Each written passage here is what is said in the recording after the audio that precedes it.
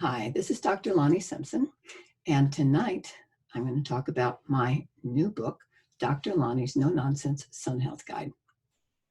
The truth about vitamin D, sun exposure, sunscreens, and skin cancer. And so this is a book party. It's a party, it's really a presentation. So we're not going to really be partying down, but those of you who are coming in late, you missed the Beatles. Here Comes the Sun, and I'm going to be playing the whole thing at the end. So you might want to wait around because that song just brings it all back to us. So first of all, I'm going to talk about my own story and why I wrote this book. I've been working on this book, I think it's been like at least 10 years, maybe 15 years. I started it a long time ago for a lot of reasons you're going to hear about. And then I was offered by publisher to do the book on osteoporosis. So I did that first, came back to this book, and it's a culmination of my new book. So the sun is something that became confusing to me because I've had now over 25 skin cancers. And right after this book was released, I was diagnosed with my first melanoma. And I caught it early. I've caught all my skin cancers early because I know how to find them. And I'm telling you, this book is going to save lives. I already know that because I'm teaching people, which is my goal, is to teach people about whatever conditions they have, whether it's osteoporosis, gastrointestinal issues, thyroid, whatever. You have to become the best expert you can so that you can know whatever, when you're talking to your doctors of any persuasion, you don't want to rely on them. You want to rely on your own knowledge to be able to be in the conversation. So my own cancers were a big concern. And I also had vitamin D deficiency many, many years ago that resulted in bilateral, both hips that were in pain, very painful. And I didn't realize that that could be part of a severe vitamin D deficiency. And I was also diagnosed with osteoporosis. Now, all this didn't make sense to me because I live in Berkeley, California. I live in California. It is sunny here, but it's not sunny in the winter, in the summer, excuse me. And in the summer is when we're supposed to be building up our vitamin D stores. And as you're going to learn, you cannot build up vitamin D if something is blocking the sun, because there's a particular ray. It's an ultraviolet ray called UVB. That's what makes vitamin D. And if it's not, if smog or fog or anything like that can diminish the body's ability to make vitamin D. So in order to unravel all these mysteries for myself, I had to learn about the sun because I became afraid of the sun because of all the skin cancers I'd had. Now, mind you, I abused the sun when I was younger. I had horrendous sunburns. And to make things worse, my mother, thinking she was doing the right thing, we had a UVB lamp. So the UVB rays from the sun, you want to think of UVB, the B for burn, but it also makes vitamin D. But we use those. I don't know if anybody in this group did that, but we used these UVB lamps back then in the 50s, and we 71, by the way, in 3 days. Back in the 50s for acne. So I would deliver myself facial sunburns weekly, at least. And then we grew up on the water. We water skied. We were on the beach. I used baby oil and burned my skin. And by the way, I used the Beatles double album and put aluminum foil on both sides. So I made sure I burned my sides of my body as well. So the damage, the cancers I have today, it's probably a genetic component too, but it mostly has to do with all those sunburns I had back then and the damage that it caused. So that's why I wrote this book. And I also, today, I don't fear the sun anymore. I have a mindful relationship with the sun. And I'm in a skin cancer group and people just say, I used to love the sun. I used to worship the sun. Well, I'm offering a new way to worship the sun, and that's with mindfulness. Okay, so I'm going to start my slides.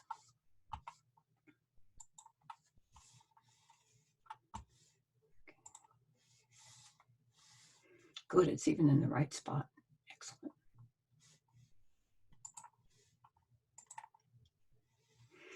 Okay, so there I am with my new book and both of my books. So I'm pretty happy about it. I always thought I'd write 3 books, but I've been informed by my family it's a no-go.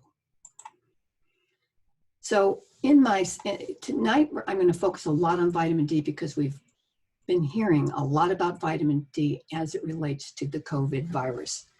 And there's a lot of misinformation out there and a lot of good information. So we're gonna parse that out tonight. So the chapters in the book, it's about the sun, and I teach you about the sun, talk about all the music related to the sun and skin scents. A lot of, as you can see here, a lot of the chapters are about vitamin D in one way or another, vitamin D deficiencies, of which is a laundry list, okay? A laundry list of cancers associated with vitamin D. There are thousands and upon thousands of studies about vitamin D. The research is ongoing because guess what? Vitamin D is not a vitamin in its active form. It is a hormone. So I'm going to say things more than once, so some of this is new for everybody. So I'll certainly be talking about vitamin D, and then I'm going to definitely touch on skin cancer some, because I know some of the folks in here are interested in that, and you all should be. You can get skin cancer when you're young as well. Safe sunscreens, probably not going to talk about that, but you, in the book, talk a lot about sunscreens. And sunblocks, by the way, there's no sunblocks anymore. Sunscreens also include sunblock. Sunlight, darkness, and circadian rhythm, which has to do with sleep and melatonin and antioxidants and all kinds of things. We're not going to be talking about that tonight. Okay, so vitamin D, how is vitamin D produced? So the sun strikes our skin, but it's really it's not just the sunlight, it's a particular ray. Again, it's the UVB ray. And that strikes the skin and produces, well, it interacts with the provitamin D, and then it goes to the pre-vitamin D, and then into the bloodstream as vitamin D3. So there's vitamin D3. You hear a lot about, people take supplements and so forth. There's D3 and D2. I'll get into that in a bit. But this forms what we call D3. That goes in the blood, and then it goes off into target tissues, and primarily it goes to the liver. So what happens is the UVB rays, again from the sun, assuming they're out, which we're going to talk about more, again goes to the pre-vitamin D. Here we have the D3, goes to the liver, where it is hydroxylated, pops out as the 25-OHD. When we test for vitamin D, this is the test we want to make sure we get. More on that later too. So it's quite a journey, really. And then it goes to the kidneys, where there's all enzymatic actions involved. There's all sorts of things that go on. It's amazing that anything ever works out. So it goes to the kidneys and then becomes the active hormone. And one of the primary things that vitamin D is known for is increasing calcium and phosphorus absorption. And it's so much more than that. There are vitamin D receptors all over the body and in every organ. So here we have it associated, of course, with bone mineralization. So again, there's a lot of, in fact, I think there's more doctors on this 1,000 people call tonight than person call than lay people, but this is still for lay people, but it's a little more complicated. But just again to show that you have the UVB rays that come from the sun, and this is the liver pathway, but you can also get into the same pathway if you take supplements or you get vitamin D from the diet. It goes to the liver. It forms what we call calcidiol, which is that 25-OHD. That's where we get tested. When we get the test, that's the test to help us understand our vitamin D status. Again, goes to the kidneys, and that's calcitriol at this point. But over here, here's an interesting thing. So when we look at dietary intake or supplemental intake, when we get supplements, it usually comes from sheep. That's why you see that little guy there. And it's because the UVB rays hit the I don't know if you call it fur on lambs or, but anyway, it's in the fur, okay? And that ultimately results in the production of vitamin D, okay? Interacts. And then also if some mushrooms have UVB exposure. So you hear about that sometimes in mushrooms. But D2, which is what this is not as effective as D3. So a lot of people use D2 because they're vegans or whatever, but I have other options for you as you learn as we go through here tonight. So here we are again. We have ultraviolet light, and this is ultraviolet B, ultraviolet A. UVB makes vitamin D and it burns the skin. UVA, you want to think of as aging, but also is what produces tans, if one can produce them. And then it's just showing with sunscreen what should happen if one is putting it on right, etc. So vitamin D, again, in its active form, is a hormone. And it's actually what we call a hormone, which is in the androgen family. And it has a huge impact on the body. I mean, so much more than just bones. Again, cancer. And some of the early studies were looking at tuberculosis and giving people extremely high doses of vitamin D to help with tuberculosis. So now we're going to learn about what, I was talking about a moment ago.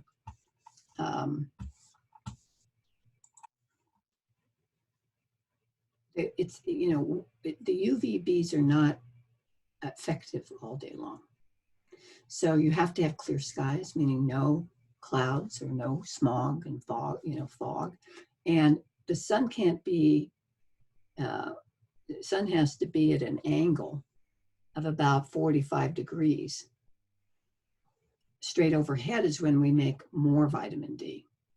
Okay, so the UVBs are stronger there, but as the sun goes down for any reason in the sky, whether it's due to season, time of day, that ability for that ray to get through to the body and make vitamin D diminishes significantly to the point where we can have what we call vitamin D winter.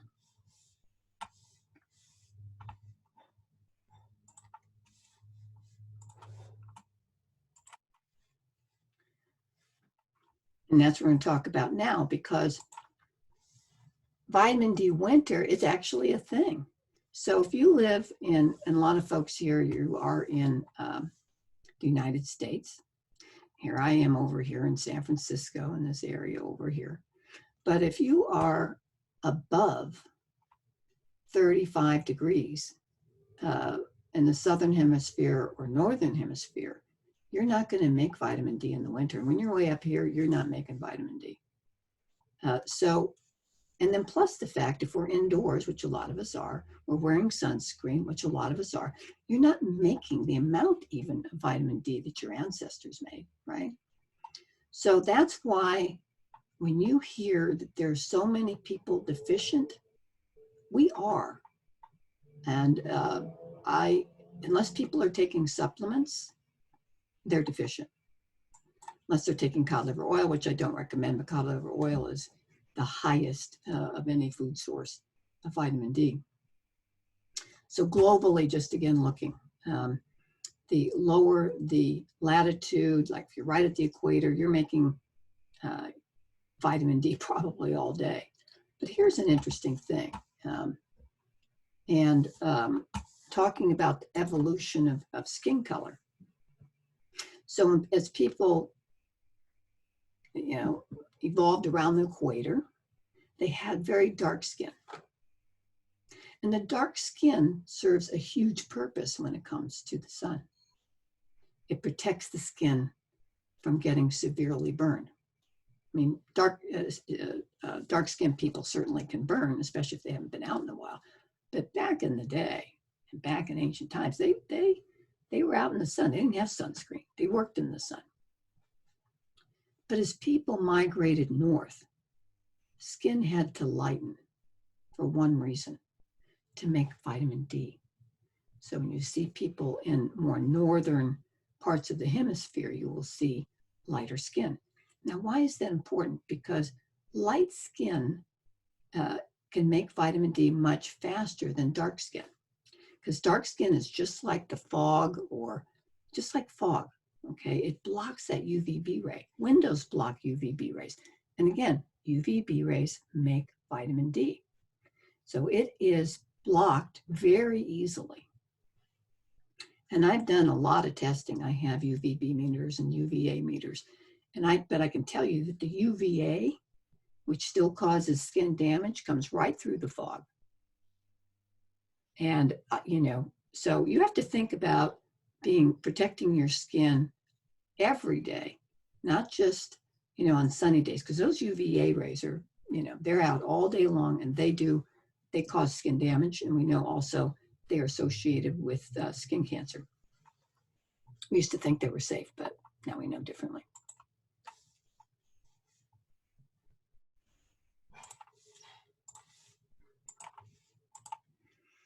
So one of the ways that you can get a sense about whether or not it's safe for you outside, the safe zone is when your shadow is long. And when your shadow is short, like in midsummer, basically what that means is the sun's straight overhead. So that's at the time where you have to be very careful. So it's recommended between 10 and 4 to be very careful, and depending on where you are, if you're near the equator, you're in areas more south, southern Florida, even Arizona, Southern California, you have to be very protective of your skin. But also, again, we do want to make some vitamin D from the sun. So vitamin D receptors are found throughout the body and in all organs. So this just tells us how incredibly important vitamin D is. Will vitamin D prevent COVID? This is why I advertise this, because we're hearing a lot about this now. And unfortunately, I see some people recommending 10,000 a day of vitamin D to prevent COVID and things like that. There's no evidence. There's no evidence that vitamin D will prevent COVID. What the studies are looking at is the severity of COVID. Those who have had higher levels of vitamin D, the severity of COVID seems not to be as much in some of the European countries they're looking at. And mortality rates may be lower if the vitamin D levels in the body are higher. I don't believe the studies have proved this. But given what I know about vitamin D, its influence on the immune system, the importance of it in every organ, and again, this is you'll see in my book, the studies that I mentioned are just a fraction of the studies that have been done. William Grant here in the Bay Area has spent his career as a researcher studying cancer. He has a video, if you look under William Grant, where 19 different cancers have been associated with vitamin D deficiency. Among them that have the strongest science are breast cancer, bowel cancer, and prostate cancer. So while some of these studies I get a little nervous about, there's some truth. And there's a lot of times a kernel of truth, but you've got to be careful. So what I see is people taking maybe 10,000 a day. I don't recommend that, and I'll explain that a little later. and how much we should take is important, because this is a hormone. This is, you can't just be gobbling down a lot of um, vitamin D. In fact, I prefer getting a test first, but if you can't test, I'll tell you how much I think is safe. But yes, we want vitamin D on board. And even during pregnancy, we know women during pregnancy need about 4,000 IUs a day. You're going to hear different things about it. You're hearing my view, but not just my view. A lot of researchers feel the same way I do. The FDA recommends lower levels. There's a lot of politics involved in vitamin D. I don't want to get into it. But I'm saying to you, I've studied this for a very long time. I'm a no-nonsense kind of person. And I think we really need to pay attention to getting enough vitamin D for our health.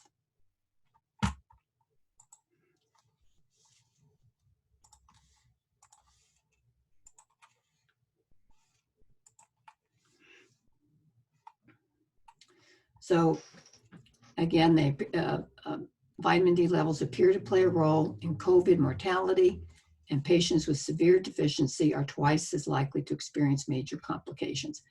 I can't imagine how good these studies or reliable they could be, but let's just say I think it's a probability that this is correct. But regardless, I know how much vitamin D influences the immune system. So just based on that alone, you don't have to believe this. You don't have to believe the studies. We know that. Vitamin D determines severity of COVID. So that's the one that a lot of people are pointing to right now. This came out of Dublin. Researchers are urging the Irish government to immediately change recommendations on vitamin D supplements, given recent changes by Welsh, English, and Scottish governments.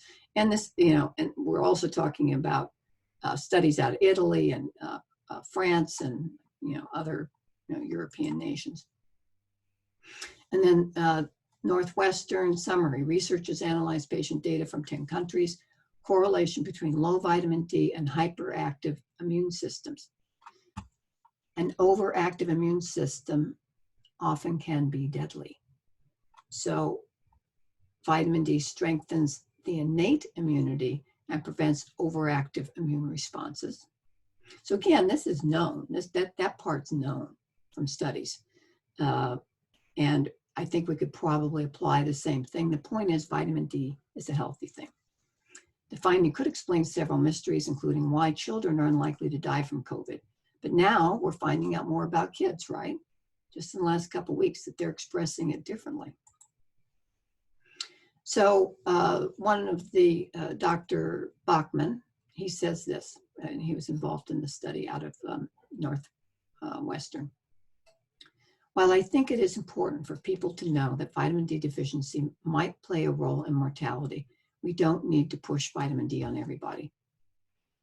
Now, I would say this about that. It's not about pushing vitamin D on everybody. It's about educating people about vitamin D. People, we live differently. Even if we haven't had skin cancer, we just live differently. We're indoors at the time we're told to stay out of the sun, when we would be making more vitamin D to protect ourselves. Okay, so it's important to at least take some supplementation, which we are getting to.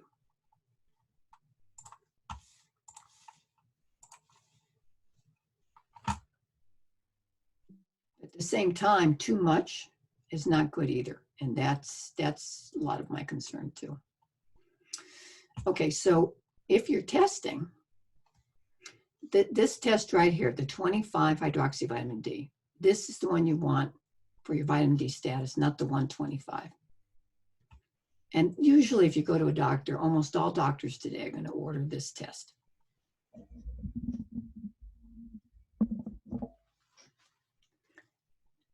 But note the normal range, 20 to 100.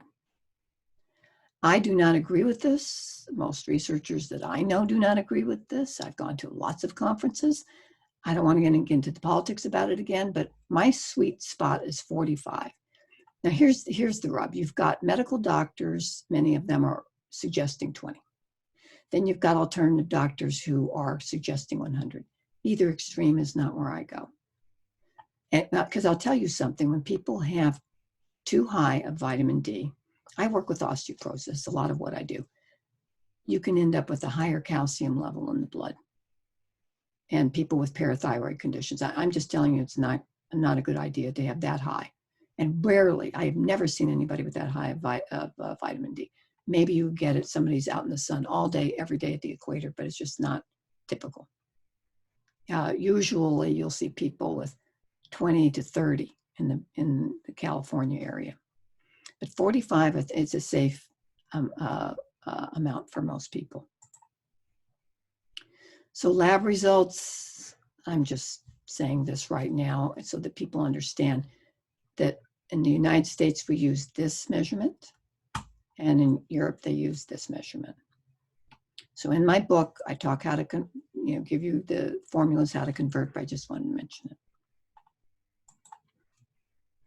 Basically, what you need to know, 1,000 IUs, it's also in micrograms, but I didn't put that in. 1,000 IUs increases the vitamin D test level by 10 points, or 10 nanograms per milliliter. So let's say that your blood level is 30. You may need to take an extra 1,500 to get up to that 40 to 45. That's assuming that you're taking it correctly. What does that mean? You have to take, it's a fat-soluble vitamin. You have to take it with fat. Most doctors don't tell you this. I've had patients who took it before bedtime. It's better to take earlier in the day, by the way. But the point is, you have to take it with fat, and you have to have a good digestive system. If you have chronically loose stools and you're not absorbing nutrients, chances are you're not absorbing enough vitamin D either. So, and as a doctor who focuses a lot on osteoporosis, that's the last thing I want to hear, because it's you're not absorbing nutrients if that's the case. Not good for bones, not good for our brains, not good for anything. We're not absorbing our nutrients. So again, just as a repeat, this is from my book, of course, is the correct vitamin D test. And you can get this tested at LabCorp, at Quest, and there's even online testing where you can order a home test kit. It involves a finger prick.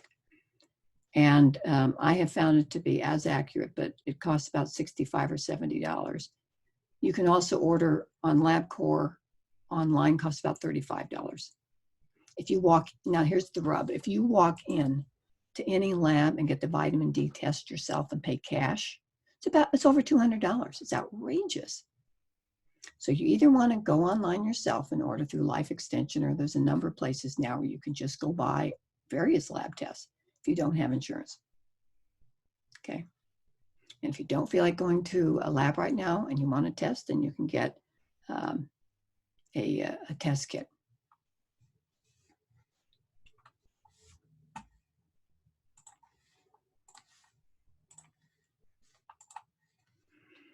Okay, so I'm just going to pop this in right now, because since I'm doing this for everybody, I'm also doing kind of like a spring special. We're going into summer soon, but for the next week in my store, there's 15 to 25% discount on all items, including books, videos with notes and everything. I also have, you might want to check out my master classes, and I'm starting a mentoring group for doctors and healthcare providers in the fall. Here are the codes, write them down. 25 special. That's the code you would enter to get the discount. There's another code. 15 book deal. So 25 special, no spaces, and 15 book deal. Okay, got it? Great. So calcium and vitamin D, I'd be remiss if I did not discuss this some. Calcium and vitamin D, one of the big concerns is that vitamin D increases calcium absorption by as much as 50%. That can be a great thing, but it also may not be such a good thing. So that's why we need to be careful with vitamin D, because vitamin D does increase calcium. And if people are not eating a great diet and they have inflammation and things like that, which I always want to quell, I'm going to be doing it. I'm going to be inviting some of the vitamin D researchers on my program, but inflammation is a big one. Vitamin D helps inflammation, but also increases calcium absorption. Where does calcium go? It goes to areas of inflammation. We see that in arteries, we see it arthritic conditions, etc. So we want to be careful about this and do it wisely with supplementation. And I will talk about supplements shortly here.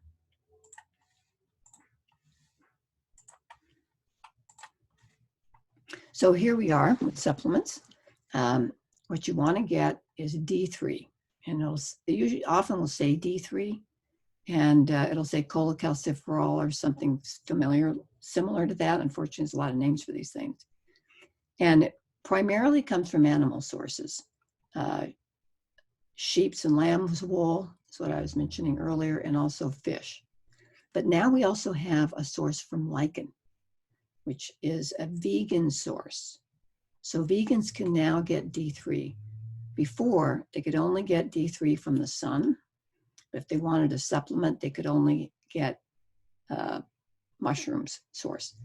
And I don't recommend that. In fact, Robert Henney, who's no longer with us, fabulous researcher. I interviewed him years ago for my book. And he reported that, well, he and also Michael Hollick reported that D3 was more potent than D2. And it's what our body makes naturally. So I kind of lean toward what the body normally would do. But I also want to encourage people to get some vitamin D from the sun. And we'll talk about how much that would be in terms of being safe. Remember again that vitamin K, so vitamins A, D, E, and K are fat-soluble vitamins. So you need to have fat at the same time. You don't need, some people think you do, but you don't need to take vitamin K and vitamin D at the same time. Remember, it takes a long time for vitamin D to go to the liver, go to the kidneys to produce its active hormone. How long? 6 weeks to 8 weeks. So taking them together is not something you need to do, nor do you have to think you have to do them separately. You'll get plenty as long as you have fat. I take mine with avocado every morning. I do about a half an avocado. Fat's good for you. It's good fat. Okay. And there's also an option of doing taking it sublingually. That's under the tongue, or it's in the mouth. It will absorb, but you need to test. If you should do a couple tests. Do at least one initially. Now we're going to have more vitamin D on board in the summer because of some sun. So you may want to back off. So usually what I do to keep my levels up, I take 3,000 to 4,000 a day through the winter. And I back off a little bit to 2,000 during the summer. Keeps my levels perfect. So some of the foods that contain quite a bit of vitamin D. We think about milk, but I'm not a big milk fan. And there's only 400 per quart. So when you're thinking about how much kids need, which is about at least 1,000 a day, then that's just not going to cut it.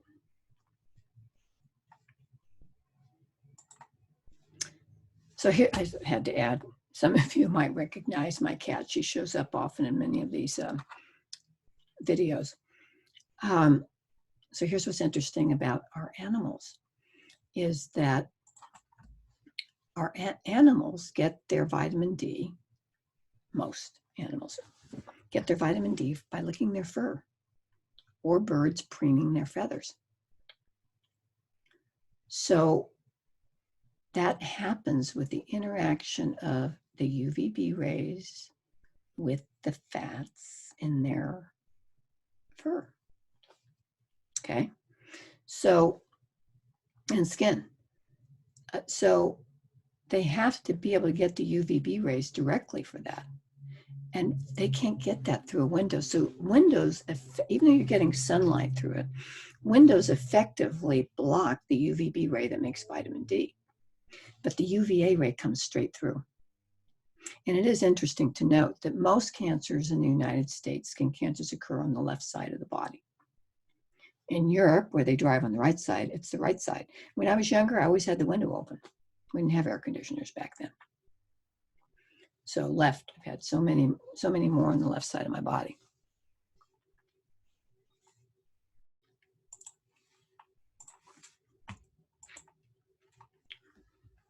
Why do cats like paper? I mean, what is it about paper? And here she is sitting on the dash of my car, coming back from the vet. She's not usually in my car. And there she is. But she's not going to make any vitamin D, as you've just learned. So we need to know the skin that we are in. And honestly, if I hear one more person say, oh, that's great, you've got skin cancer, at least it's skin cancer. Let me say something about that. I'm in groups on skin cancer, and even in basal cell carcinoma, which is considered the simple cancers. If it's on your nose, on your eyelid, on your lips, on your ears, on your freaking face, it's not friendly. And if I have it, I'm always grateful when I get them, like on my thigh or whatever. I'm 70, almost 71. I don't care if I get a few more scars. I was lucky enough that my melanoma was on my forearm. I barely caught it myself, but I did, and it was removed. I didn't have to have any lymph nodes removed, nothing, because I noticed a freckle. It was an H-spot looking area that had changed, and my dermatologist said, "Oh, only a 10% chance that would be skin cancer." But he took it off because he knows I'm very alert about the changes in my skin. And by the way, I've been to a lot for my book. I went to 5 different doctors, 10 years ago. I can tell you there's a difference in how people, many of them will say, oh, that's okay. Or they'll freeze it off. If there's ever a chance that there's a skin cancer on your face, do not let Kaiser or some of these less expensive healthcare providers freeze it off. I've known too many people where they freeze it off and it comes back with vengeance, years later. So again, more you learn, read my book, the more you'll be in control of that. And you'll be able to say to your doctor, well, would you just please remove it? Would you please just biopsy that? I'd really appreciate it.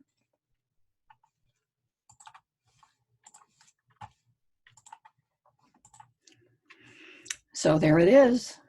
And I was doing a photo shoot for the book, and I just happened to bring all this stuff. And there's Bonita from PBS fame, and I did the PBS show for my first book. But, it kind of says a lot. I think she's had too much sun, Bonita here. I'm coming in with a sun umbrella and offering her this guide so that maybe she will come back to life. Okay, so the same photo shoot. Honestly, I'm out a lot with this. People know me by this. Why do I wear this? Because I hate wearing sunscreen. So if I'm going out in the yard or if I'm going somewhere, I protect my face. I do not need any more sun on my face. And I love these things. And now I'm in style because everyone's wearing face coverings, but I've worn them for a long time. And that's Buff. You can see it's Buff brand. So we are going to be talking a little bit about our skin. The big thing is you never get burned. Ever, ever, ever after watching this again. You just don't go out unprepared. It just doesn't happen. It hasn't happened to me in 30 years. I haven't had a sunburn because I am tuned in and mindful of the sun at all times. Getting wet by rain, we usually go out with an umbrella, right? But rain isn't going to kill us. And sunburns, for some of us, especially depending on our genetics, can cause serious skin damage. So sunburn, what happens is the body mops up damaged cells.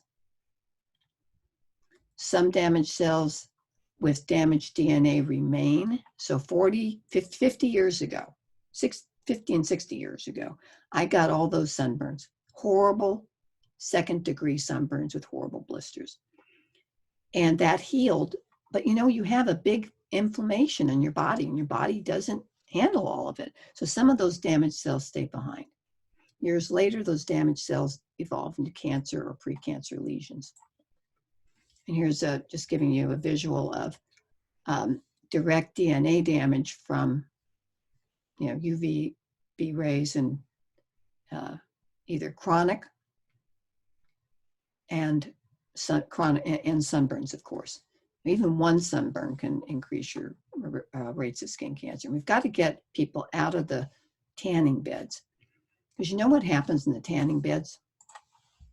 In order to get you out of there faster, they increase the UVA rays to, 5 to 10 times what the sun normally emits. And some UVB rays, because you have to have, in order to produce melanin, in terms of a tan, you have to have some UVB rays. So the UVB rays stimulate that production. And then whatever melanin you have, assuming you're not, really light-skinned or redhead or whatever, you're going to produce genetically whatever you can, but you got to have that UVB ray to stimulate the melanin to then tan. And of course, it does protect the skin some. But nowadays, we're not like our ancestors that got some tan in the spring and just in a little bit all the time, or out every day. No, we go on a vacation in Hawaii, or we're, in March, get burned, and then we get burned again. We just are getting burns a lot. So we need to be just so cautious about that. And again, if we are, then we're not going to, be getting sunburned anymore. I have a lot of things that I have a number of shawls that I have. They're with me at all times. I use them to sleep with if I want a little extra weight or whatever, but I carry them with me if I'm out and I'm going to be out hiking or whatever, because I can just drape my body with that. Sometimes you're in a car, sun's hitting your legs or whatever. That's not good either. So these little lightweight coverings are great. And you got to wear a hat that has a good brim on it, like the one that I showed you. So this is a solid brim that's going to really block out those UV rays of all kind. So I'm a huge advocate of blocking the UV ultraviolet light rays.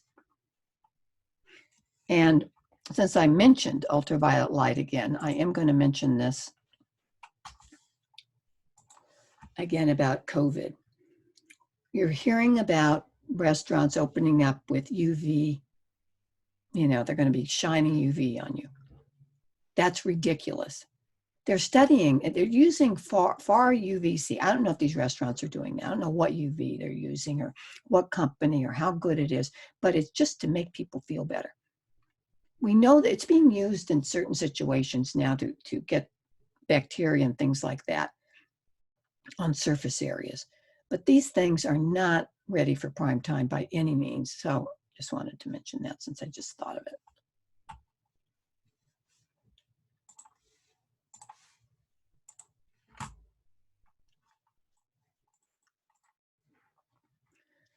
Okay, I do want to mention this some about vitamin K and the importance of vitamin K. And when I talk about vitamin K, I'm talking about K2.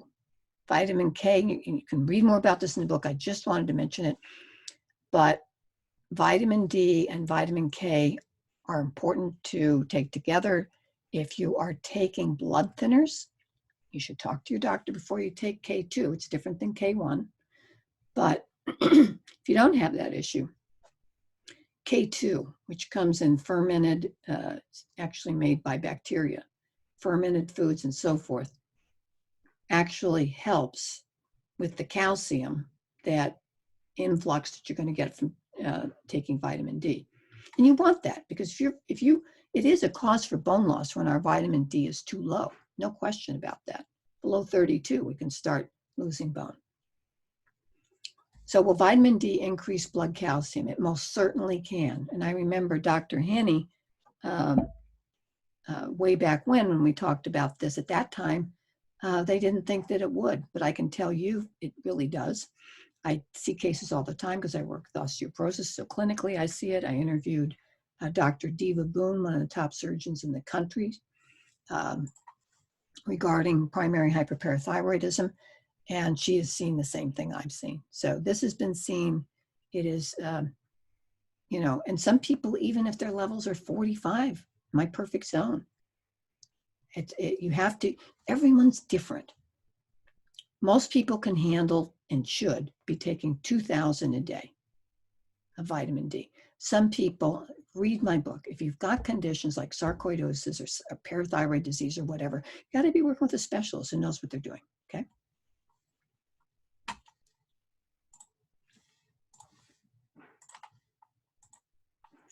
Okay, so we have some questions.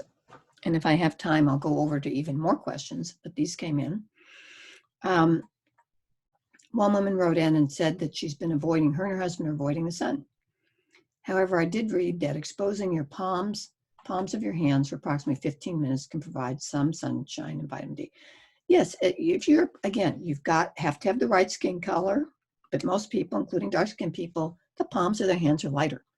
So yes, you can make some vitamin D that way. And when I expose my skin, I expose skin parts that have not had much sun. Now, I was out in my yard today. I have a very private yard. And I laid down and I did the inside of my arms and the front part of my body. But minus this part. I never would expose my face to the sun. I just wouldn't anymore. So, but I do allow other areas to get the sun. Because if I'm in the sun at noon, especially right now at this time of year where I live in the Bay Area near San Francisco, you know, I can, 5 or 10 minutes, I'm making a good amount. Some people, when they're young, when we're older, we make less vitamin D from skin exposure, can make up to 10,000. But you know, again, you have to have a lot of conditions correct to do that. That's why you want to supplement and just allow yourself to get some sun exposure, because we do think, and Michael Hollick in his book wrote about this, that the vitamin D that we make from the sun actually does a better job. And I don't want to get into explaining that. I do some of it in the book, but it's just different. It impacts things differently. It removes, you know, perhaps, well, I don't want to get into it. Anyway, the point is, getting some vitamin D from the sun is a good idea. And if you're light-skinned, you're going to make it much more easily, but you have to be very careful. You never, ever burn the skin. So just, if you know you're going to burn your skin in 10 minutes, then 5 minutes is the amount of time you might allow some of your body parts to get the sun.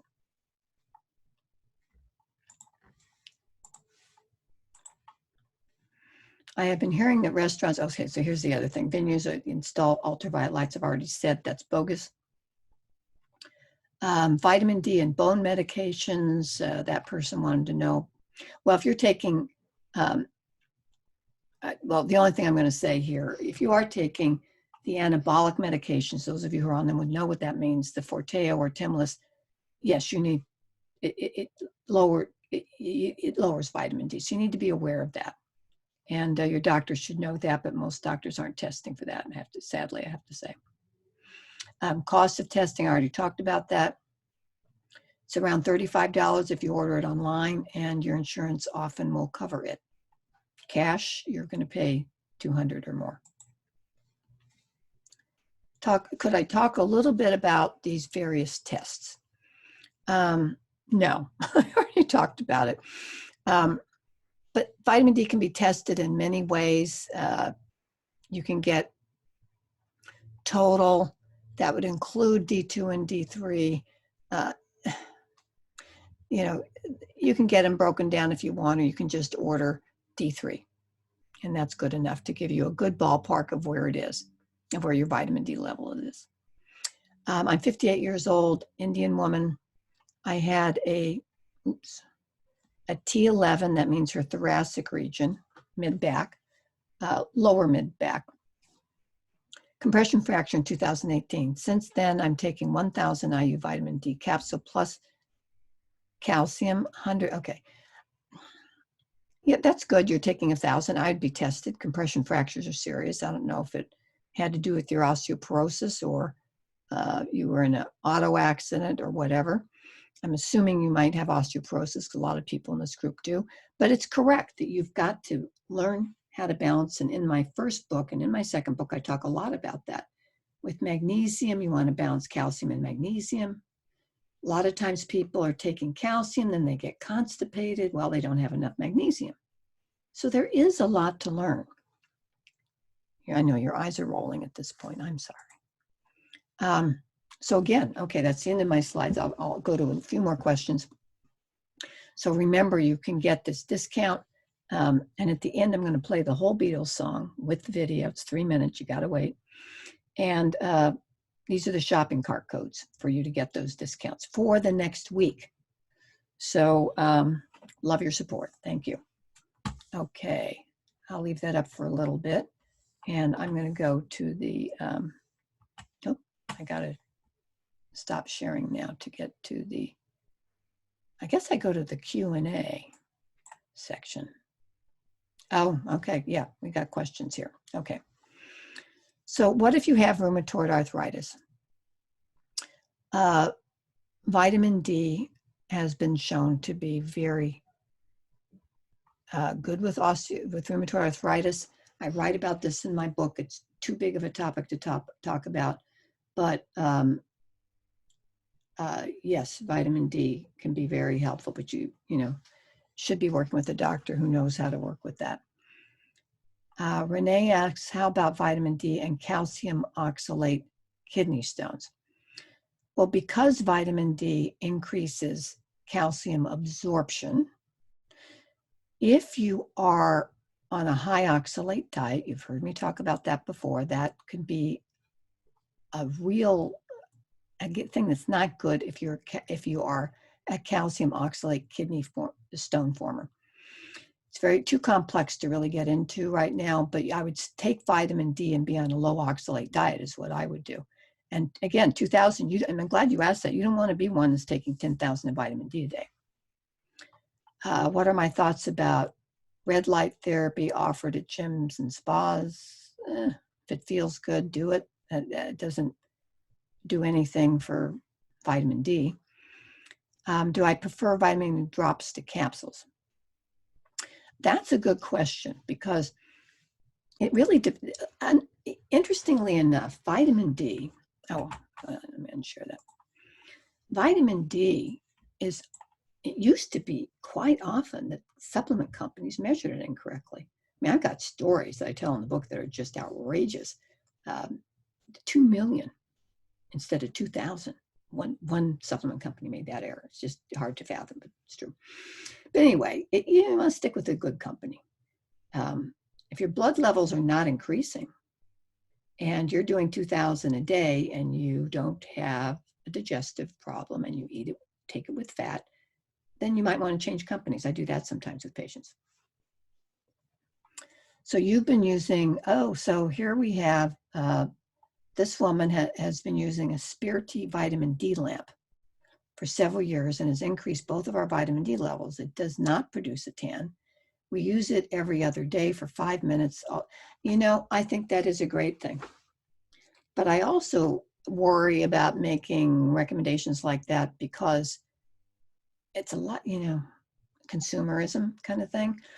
But those are the ones we want to do. I've also seen, somebody sent me a picture the other day of a vitamin D van running around, but I don't know if I trust those. But yes, those Spirity, I have one. They gave me one. They give me stuff. I don't use it. I think I should. But yeah, that's all it would take is 5 minutes a day. And that's the beauty of that as opposed to a tanning salon, because tanning salons up the UVA to tan you, and that also causes skin cancer. So you don't want to do that. What about an alkaline diet? An alkaline diet actually can be high oxalates. So I think that's where you're going with that, but I don't have time to talk about that. So you're taking calcitriol. How soon should I be retesting? 6 to 8 weeks. So calcitriol is the vitamin D. Good. Did you get that from my book, Katie? I'm glad you did. But anyway, if you're taking vitamin D and you want to retest, I would wait 2 months. D3, 2 months, definitely. As soon as a woman over 60 has high calcium levels and or low levels of vitamin D, why isn't the next step to test PTH, parathyroid levels? So many of us live with hyperparathyroidism. I'm with you on that. In my perfect world, you always do the vitamin D test with calcium, because I see a lot of primary hyperparathyroidism, and that's because I catch it and I look for it. And I also was lucky enough to be mentored by one of the world's top parathyroid experts, Dr. Claude Arnault, who wrote the foreword to my first book. And for 20 years, I learned from him. And when somebody has osteoporosis, I test for all this stuff. And I test, and if someone didn't have osteoporosis, I would absolutely do vitamin D. I would do the blood chemistry, see what the calcium level is, see what's going on. And I order both vitamin D tests, but then I'm dealing with osteoporosis. So I order the 25D as well as the 125D for you doctors on tonight. You've heard that you should bathe before sun exposure, not after, to avoid washing. Okay, so this is a good one. You've heard that you should bathe before sun exposure, not after, to avoid washing off the vitamin D precursors. It's made in the lower level of the epidermis. I know where that comes from. You can't live like that. Don't worry about it. Get some sun. Don't worry about it. I mean, I don't know. It's just that it gets to be too much, doesn't it? Alkaline diet. Oh, wait. Now we got oxalates to worry about. I mean, it's just like, we need to know these things, but then we got to know enough not to be frightened to death about all this stuff, right? Okay, so Jermaine asks, vitamin D is a fat soluble and should be taken with fat. Dr. Lani, in this class, that she takes it with avocado. Oh, good. Thanks for saying that, Jermaine, and repeating that. That's good. And Melissa, you say there is a resource section at the end of the Sun Health book. Great. So that's been going on over in the chat. So I'm going to just answer one more, and then I'm going to play the Beatles, Here Comes the Sun. And I'll tell you something. Last week, when I realized, my partner said, you should really play that. I cried when I listened to it because of where we are right now, but also in the hope that the sun is coming again. And we have to have that hope. And that's what that song is. And it was written by George after a long winter, long, hard winter in Britain. And what ended up happening, and he had been busted for drugs. He had this whole thing. And then that song came out of him. Amazing. So Denise, can the laser treatments, which are used to decrease appearance of age spots, cause any issues or decrease the chance of identifying cancers? That's a great question. I don't know the answer to that, but I should.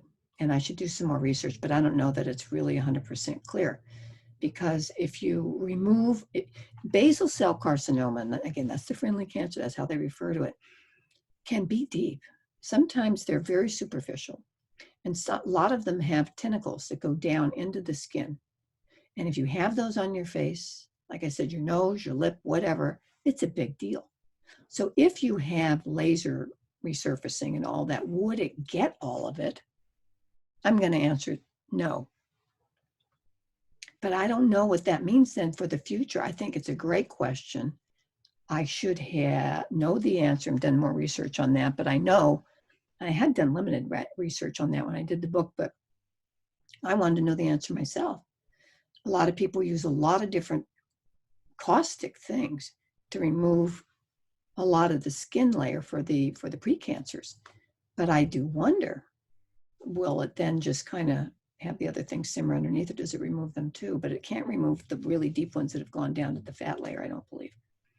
So there's a lot we don't know. Okay, everyone. It's been great. Thank you all for signing up and joining me for this book party.